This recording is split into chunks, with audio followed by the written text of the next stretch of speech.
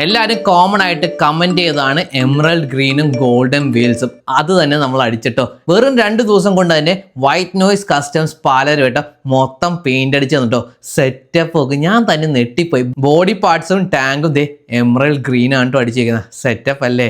Tail section hyper silver ആണ് കേട്ടോ. ഇത് നമ്മുടെ പെയിന്റർ സ്വന്തമായിട്ട് കയ്യിൽ നിട്ടൊരു സാധനം കേട്ടോ. പിന്നെ ഈ കാണുന്ന ലോഗോസ് ഒന്നും സ്റ്റിക്കർ അല്ല കേട്ടോ, ഇതൊക്കെ ഫുള്ളി പെയിന്റഡ് ആണ്.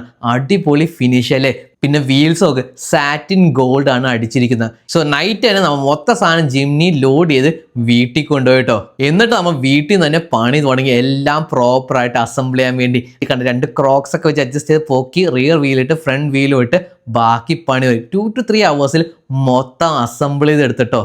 സോ ഇതാണ് നമ്മുടെ വണ്ടി. നിങ്ങൾ പറഞ്ഞ അതേ കോമ്പിനേഷൻ എമറൽഡ് ഗ്രീനും അതേപോലെ ഗോൾഡൻ വീൽസ് ആണ് അടിച്ച് സെറ്റപ്പ് ആക്കിയത്. ഇത് ജസ്റ്റ് ഒരു തുടക്കമാണ്. ഇനി കൂടുതൽ അപ്ഡേറ്റ്സ് വരുന്നതായിരിക്കും. Stay tuned. എങ്ങനെയുണ്ട് സാധനം?